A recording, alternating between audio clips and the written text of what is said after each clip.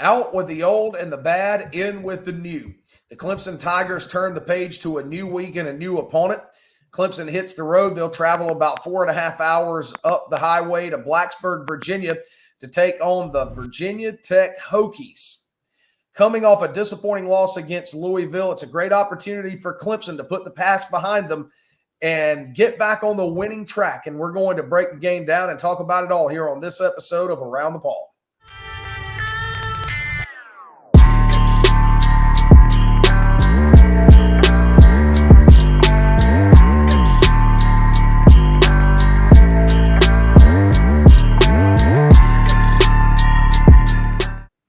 All right, fellas, it's a new week.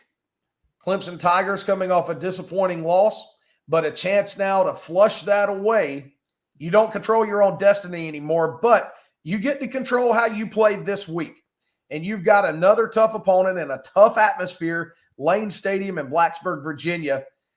It's always an exciting game when Clemson and Virginia Tech meet up on the gridiron. It really is, and especially with an away environment that I know that Clemson did play against Florida State at Florida State, but this is one of the probably the most hostile environments that Clemson will play this season.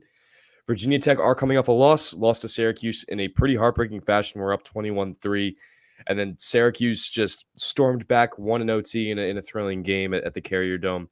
So both these teams coming off of pretty disappointing losses based off, where they were before the game began. But this team should not be overlooked. I mean, they're coached incredibly well. They have a fun offense that knows how to win games, quite experienced, and have a defense that's stifling. So as Clemson just continue to need to make adjustments, and if they do so, then this game will be in their favor. Yeah, they just gotta, like you guys were saying, they just gotta flush it, and move on, get better, and get up off the mat, and go into a hostile environment and come out on top. And I think we can do it. I think they can do it. We got I think we have the talent to do it. And it's just a matter of just going up there and playing our butts off and coming home with a win. After last week's game, and God bless him, but Kadekumnick really put a lot of the blame on himself. And I think he was probably being unfair to himself because Kadekumnick is not the reason why Clemson lost that game. He completed 33 passes for 222 yards, did not turn the ball over. But I suppose that's what a quarterback's going to do as the leader of a team and a leader of the offense. But one thing he said that I think probably should resonate with fans and resonate with his teammates is, we're going to get back to work and go out there ready to kick ass. His exact words, let's kick ass. So Kadekumnick really, to me, showed some of his toughness against Louisville. Look, he was under pressure and under duress all night. How he escaped some of those potential sacks, I mean, it was really magician-like. So, I think if these guys can rally around Cade and come out and have that mindset, obviously we talked about in the last episode, you have to make adjustments. However that comes, you have to figure out a way to adjust. But I do think that this Clemson team mentally, I think they're certainly capable of coming out and playing a good game this week. Losses fuel a lot of motivation, and they fuel a lot of, those negative emotions that you want to just flush it out and go to next week. This is your chance to do so. And I think it's a good thing to say that they will not be playing in front of their home crowd. They have a two-game away span. They have to go to Virginia Tech and then Pittsburgh, who all three of those teams had pretty disappointing losses on Saturday. So you just have to flush it out of your system. And you're playing a team that wants to do the same.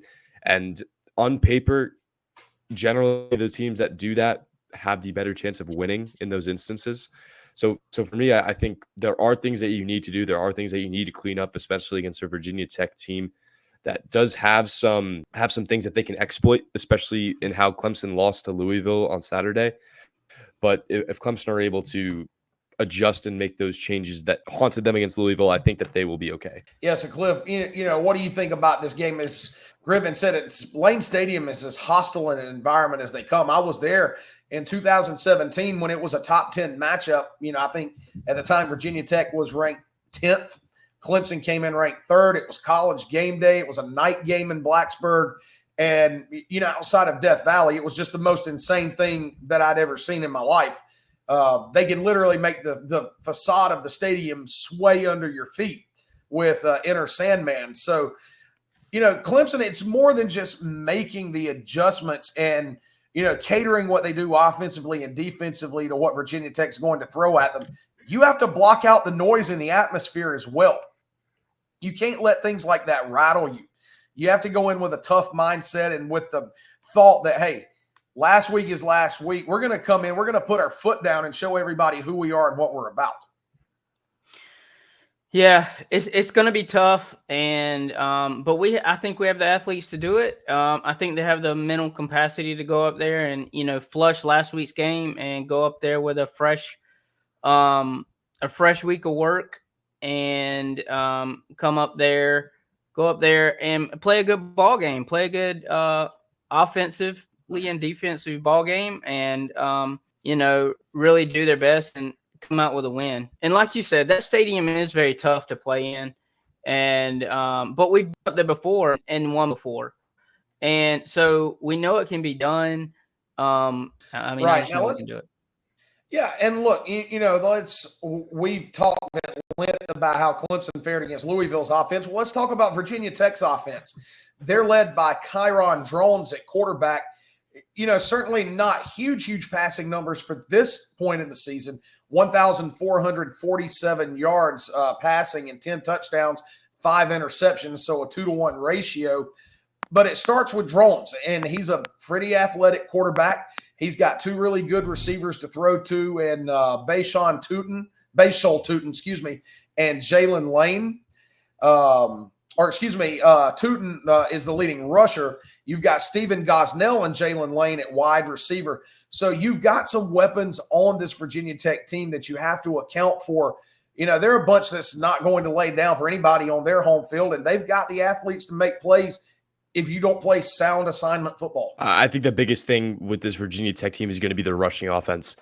And that's what really worries me for this game, because if you look at how Clemson defended the run last week, they averaged 7 yards a carry allowed. They need to make the adjustments because, Garrett, you were talking about Tootin. This was a guy that had, I believe it was like 266 yards and 3 touchdowns against Boston College. He can run, and he's experienced. And Drones does the same thing. Drones was out last week against Syracuse, which kind of attended to that game. So I'm going to continue. Let's say that's an outlier. But Drones uses his legs too. That he really, using that aspect of his game, really helped Virginia Tech in that late season run that got them into that bowl spot last season. Again, there are very easy ways to see how Clemson can win this game. Virginia Tech are third in the ACC in rushing per game, average 201 yards per carry, 201 total yards on the ground. But they also give up 157 yards against the run, which is second in the ACC, second worst. So you kind of know the script there if Clemson want to take advantage of that. And Cliff, I know that's your favorite thing to say about every game is you got to put the ball and film off his hands if Virginia Tech is allowing that many rushing yards per game. They don't pass a lot, but they do defend well against the pass. They're third best in pass defense. They only allow 203 yards per game while only passing 182 yards per game. A lot of numbers thrown in your face, but long story short, if you run the ball and defend the run well, you should have a good time playing against this team. You should be able to be very, very successful. But this Virginia Tech defense is going to be, if not one of the best in-conference defenses that Clemson has played all year.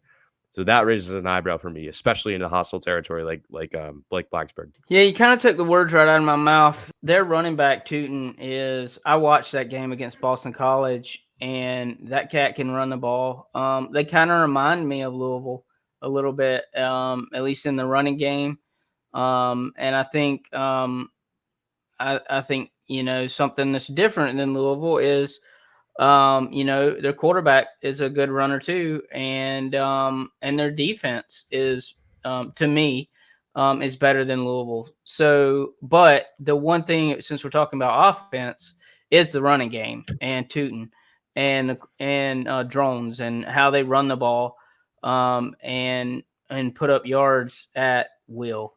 And so if we can, like you said, if we can stop the run and then put the ball in Phil Maffa's hands, he's going to get his, and like he did against Louisville, because I was really surprised. I'm not going to lie, y'all. I was really surprised that, and I guess it's because of what I was doing at the game last week, that Phil Maffa got as many yards as he did. But yeah, let's just shut the run down, and I think we can win this game and learn how to make adjustments on the fly in game. And if we can do that, they win this ball game. Yeah. And I'll throw this out there. He's the he's the second leading receiver for Virginia Tech, but one of my favorite non-Clemson players in the ACC is Jaylen Lane for Virginia Tech, and there's a reason for that. I've known Jaylen since he was about 7 years old. His dad was my high school, Woodruff High School's former football coach from 2008 to 2013. And I remember Jaylen as a little 7-8-year-old kid as a ball boy running around our football field. And, I think everybody knew then he was going to be pretty good. And ultimately his dad had moved on and taken another coaching job. So we didn't get to see him play in our stadium. But, I think all of us from Woodruff still followed him, and we knew how good he was. And, we've been so happy for him that he's had the success that he's had. And look, from a practical standpoint, if you've watched Jaylen play, he's fast. He's really, really fast. So the Clemson secondary has to be on their toes too. Virginia Tech might not throw it a lot, but when they do, they have the weapons to be successful. Especially with how Clemson has played in the last few weeks with defending, those speedy guys, especially in the open field, because that's where those very quick, elusive guys make their money, is how they do in the open field, just running by players. That's going to be a position. That's going to be a matchup that I'm excited for. Again, Avion Terrell against Lane, or whoever's playing in the slot, or whoever that guy is on, because that could be a huge detrimental factor to this game, especially with opening up those plays after that Clemson has really struggled with, is finishing those plays. And if you see a fast guy like Lane, who is able to find a pocket of space in a little bit of amount of time, and Drones is able to send that ball to him, and Drones is very capable of doing that, this could be another bad game for Clemson if they don't do that. So, I mean, my X factor for this game is going to be Wes Goodwin.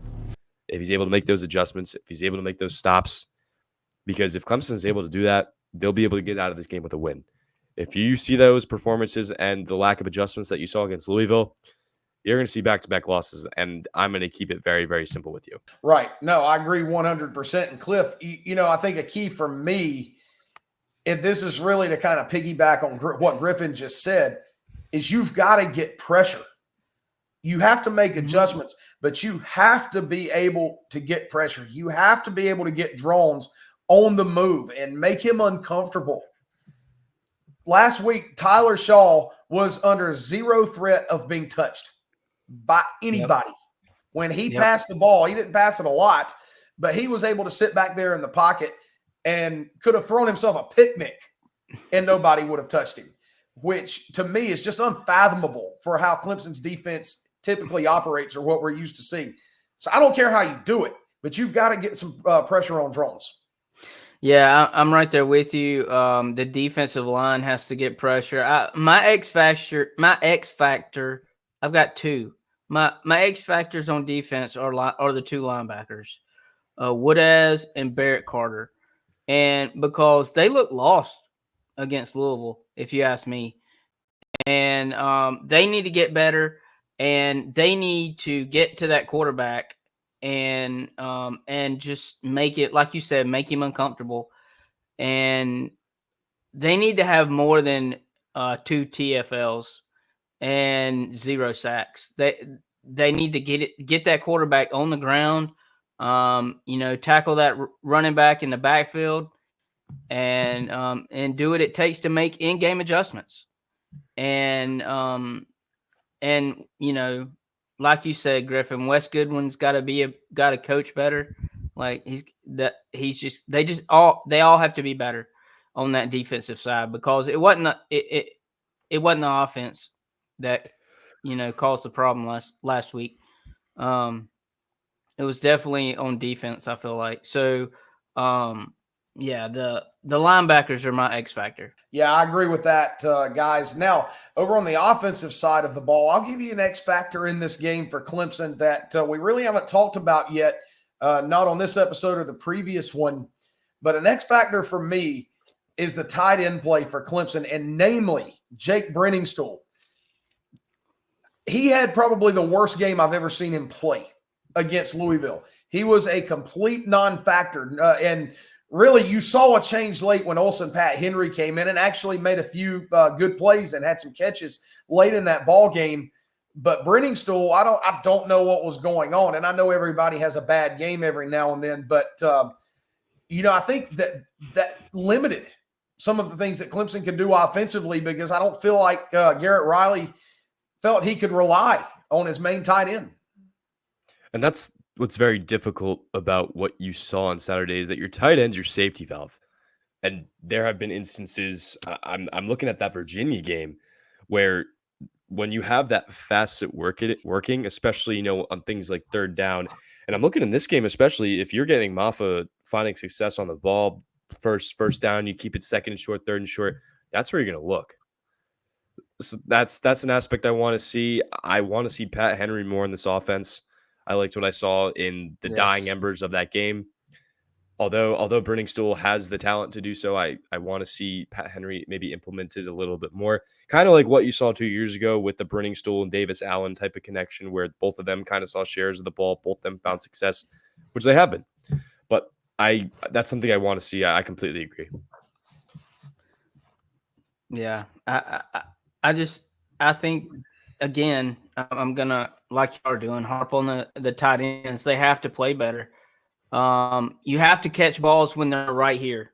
When they're right here, you have to catch them, and that was very disappointing for me. Right, and look, we talk about Maffa all the time. He had 30 carries against Louisville for 171 yards. I think Phil Maffa is going to get his. I think he's one of the more consistent members of the offense. What you see is what you get. Going in that it's not a matter of completely holding him down. I don't think you can. It's just you try to limit him if you're an opposing defense. But Phil Maffa is just steady Eddie. He's going to get his. It's the other areas of the offense that have to step up around him. And you saw flashes of TJ Moore having a great game against Louisville, especially on Clemson's only scoring drive in the first half. He had 3 really big catches that kept the Tigers in front of the sticks. Bryant Wesco was finally back. While it might not have reflected in overall yardage, he had 7 catches, and that led the team. So it's good to get those guys back. You have to incorporate them, because I think they add an explosive element to the offense that you just can't duplicate anywhere else.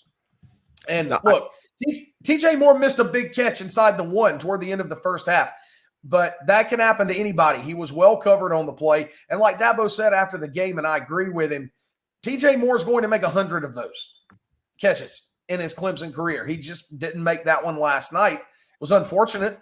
Could have turned the momentum, but keep feeding those guys. They bring that explosive element. Keep getting them the ball. I mean, if it ain't broke, don't fix it. I think that's the saying that can truly work here. Antonio Williams too. Yes, I think that having his area of expertise, especially in a little bit more of a younger offense, helps out a lot. And he caught a touchdown. He didn't really his numbers weren't really eye popping compared to Moore's and Maffa's, but his presence has to be shown. What I maybe it's not in the run game, or I know he has instances in the pass game too. But you just have to feed those guys that are hot, and TJ Moore is going to be your guy. I'm really liking what I'm seeing in terms of making his progressions. Maffa too, but you just have to have that third and fourth guy, whether it's a guy like Brenningstool, like we talked about a little bit earlier, Williams, Troy Stellato, Bryant Wesco. I know that he's been pretty banged up, questionable all day yesterday. Came and played, but maybe seeing a little bit more out of him too. That would help out a lot. It's just a supporting cast, like you said. And I think that's very, very important, especially on both sides of the ball. Special teams too. Yeah. Yep. And I mean, hand it to Maffa, and then everybody else needs to play better. That's really all you can say. All right. Well, we could break it down from now until the cows come home, but I think we've kind of hit all the high points. What needs to happen on both sides of the ball for Clemson to come out with a win. So, as we always do, we're going to throw some predictions out. Cliff, we'll start with you, and then go to Griffin. Then I'll give you mine. So, how do you see this one shaking out? Do the Tigers? Do they rebound? Do they rebound in a big way, or worst case scenario? Do you not flush what happened last week? How do you see this one going? I mean, really, right now, I mean, I haven't really given it that much a thought, but I mean, I could see it going either way, but I'm gonna keep it close because I think Clemson, it's gonna be tough going up there, right? Like that environment's tough. But I see it being close with their running game and everything like that. I'm gonna say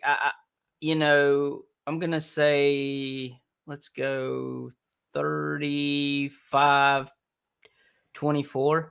Go 35-24. Clemson. I'm going to go a little bit lower. There's obviously problems that need to be fixed. Do I think that they will be fixed in a week? No. Virginia Tech will be one of the best defenses Clemson has played in conference.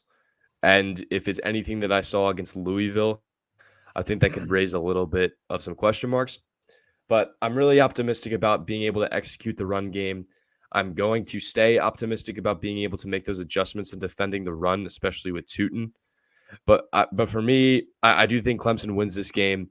They are I believe, a touchdown favorite, 6.5-point favorite away. I think that it's going to take a little bit for them to get going, especially in a lively crowd like Lane Stadium. I have Clemson 20, Virginia Tech 17.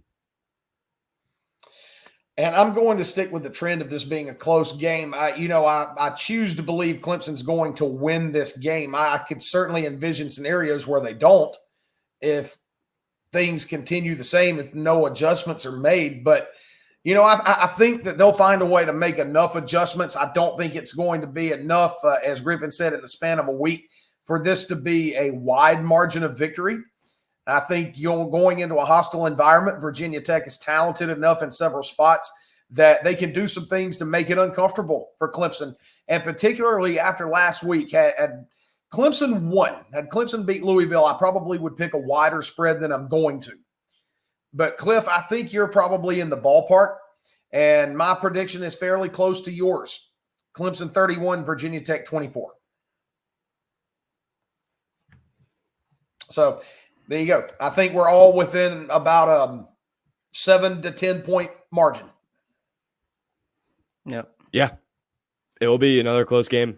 When I was looking at the schedule before this season began, I thought that there were going to be two games that caused us trouble, and that was Georgia week 1 and Virginia Tech. I was very high on Virginia Tech earlier this season. I've had a few rough losses, especially with the Syracuse loss last week. But they'll have drones back this weekend, and they'll be back at it. They want to. If any team that wants to do that it's going to be Virginia Tech, and they want to beat us while we're down. Just a matter of responding. So that's all I'll say about that. Got to get up off that mat and respond. Exactly. Get up off the mat, come out swinging. I think Tigers are perfectly capable of doing that. So we'll see how it shakes out on Saturday. It's always a long week following a loss, but 3:30 p.m. on Saturday at Lane Stadium in Blacksburg, Virginia. It's always a great atmosphere and a great game when these two get together. So hopefully the next episode will be breaking it down and talking about a Clemson win. But until then, for the Around the Paul crew, myself, Griffin Barfield, Clifton Kennedy, we sign off, as always, by saying, go Tigers. Go Tigers. Go Tigers.